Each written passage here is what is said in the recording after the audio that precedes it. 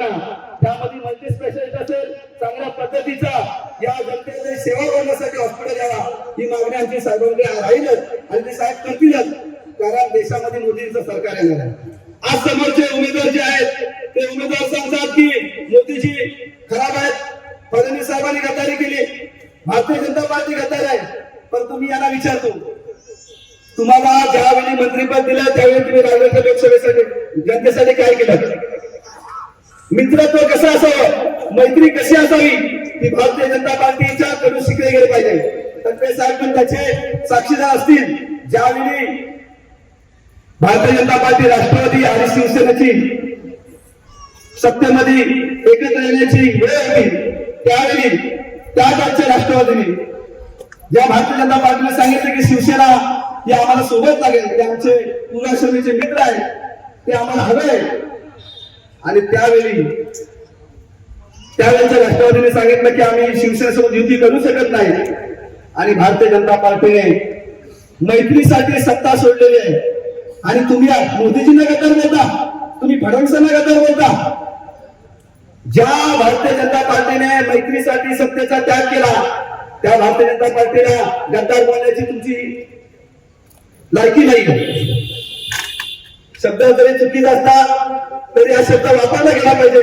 कारण ज्या पद्धतीने आता शिंदे साहेब ज्यावेळी शिवसेनेसोबत खरी शिवसेनेला घेऊन आले त्यावेळी 100 आमदार असताना देखील 50 आमदार असणाऱ्या शिवसेनेला मैत्रीपोटी मुख्यमंत्री देण्याचं काम भारतीय जनता पार्टीने केलेलं आहे.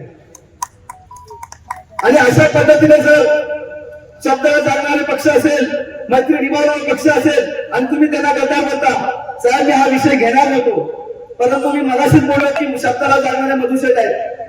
या ठिकाणी अमित मोहिते सरकार निवी गावाला सरपंच पद देण्याचं काम मधुशेठने केलेलं आहे.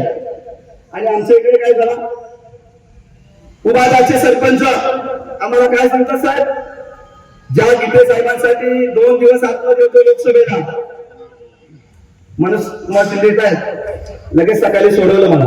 परंतु ज्या गीते साहेबांसाठी 2 दिवस आतमध्ये असणारा कार्यकर्ता आणि त्याला सरपंच देण्याची वेळ आली, 2.5 वर्ष त्यांना सरपंच देण्याची वेळ आली, तेव्हा उभादाचे सरपंच सांगतात गीते साहेबांनी सांगितलंय की तुला सरपंच पद द्यायचं नाही. मग गद्दार कोण शब्दाला लागले नाही. अशा पद्धतीने जर तुम्ही करत असाल, अहो सोडा. आता ज्या ठिकाणी तुम्ही उभे आहात ना इलेक्शनला, तुमचेच कार्यकर्ते तुम्हाला फसवणार. तुमच्या कार्यकर्त्यांना तुम्ही काय विकास केला हा प्रश्न कार्यकर्ता तुम्हाला विचारतोय. 2019ला तीच तुमची परिस्थिती झाली. श्रीवंतापासून भ्रष्टापासून तळापासून सगळ्यांनी नाराजीचा सूर लावला आणि 2019ची मोदीची लाट असताना तुम्ही पराभूत झालात. याला कारण तुमची निष्क्रियता आहे. आज पंतप्रधान नरेंद्र मोदीजी देशाला पुढे नेत असताना आपल्यासारख्या कार्यकर्त्यांनी लक्षात ठेवलं पाहिजे ही लढाई देशाच्या स्वाभिमानाची आहे. आम्हाला देखील लोक बोलली तुमची भांडणं होती, तुम्ही एकत्र कसे आला, परंतु प्रथम राष्ट्र नंतर पक्ष शेवटी स्वतः.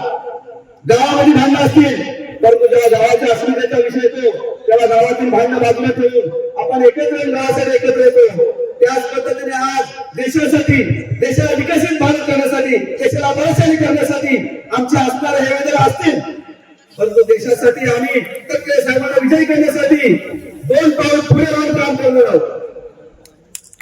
कारण देशाला पुन्हा एकदा नरेंद्र मोदींची गरज आहे.